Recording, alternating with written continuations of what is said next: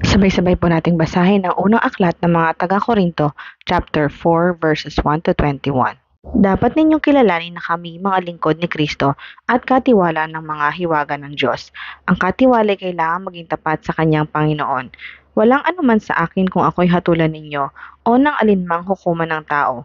Ako man ay hindi humahatol sa aking sarili. Kahit na walang umuusig sa aking budhi, subalit hindi iyon katibayan na ako'y walang kasalanan.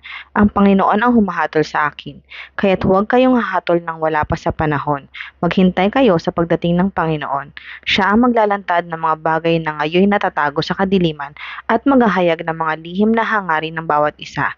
Sa panahong iyon, bawat isa'y bibigyan ng Diyos ng angkop na parangal. Mga kapatid, kami ni Apolos ang ginamit kong halimbawa para sa inyong kapakinabangan upang matutuhan ninyo ang kahulugan ng kasabihang sumunod kayo sa patakaran. Huwag ninyong ipagmalaki ang isang tao kung hahamakin lamang naman ninyo ang iba.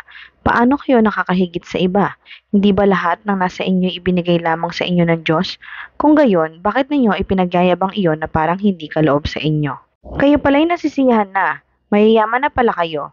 Kayo pala'y naghahari na kahit hindi kami tumulong sa inyo. Sana nga'y naging hari na kayo upang kami man ay maghari din kasama ninyo. Sa palagay ko, kaming mga apostol ang ginawa ng Diyos na pinakahamak sa lahat ng tao. Ang tulad namin ay mga taong nahatulan ng kamatayan. Isang panoorin para sa sanlibutan ng mga anghel at ng mga tao. Kami mga hangal, alang-alang kay Kristo, kayo na may marurunong dahil kay Kristo. Mahihina kami, kayo na may malalakas. Hinahamak kami, kayo na may pinaparangalan. Hanggang sa oras na ito kami nagugutom, nauuhaw at halos hubad. Kami pinapahirapan at walang matirhan. Nagpapakahirap kami at nagbabanat ng buto para kumita ng ikabubuhay. Idinadalangin namin ang mga lumalait sa amin kapag kami inuusig, tinitiis din namin iyon. Malumanay kaming sumasagot sa mga naninira sa amin. Hanggang ngayon, kami parang maruming basahan, pinakahamak sa lahat ng tao sa mundo. Ito'y isinusulat ko hindi upang hiyain kayo, kundi upang parangalan bilang minamahal kong mga anak. Kahit magkaroon pa kayo ng 10,000 tagapagturo sa pamumuhay Kristiyano, iisa lamang ang inyong Ama, sapagkat kayo'y naging mga anak ko sa pananampalataya kay Kristo Jesus sa pamamagitan ng magandang balitang ipinangaral ko sa inyo. Kaya't isinasamo ko sa inyo, tularan ninyo ako. Dahil dito, pinapunta ko riyan si Timoteo, ang aking minamahal at tapat na anak sa Panginoon. Paaalalahanan niya kayo tungkol sa mga prinsipyo ko sa buhay sa pagsunod kay Kristo Jesus.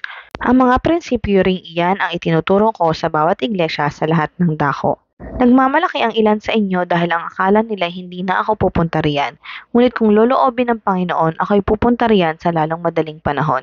Titingnan ko kung anong kapangyarihan ang ipinagmamalaki ng mga iyan at hindi lamang ang kanilang sinasabi, sapagkat ang paghahari ng Diyos ay hindi sa salita, kundi sa kapangyarihan. Ano bang gusto ninyo? Pupunta ba akong may dalang pamalo o taglay ang diwa ng pag-ibig at kahinahunan?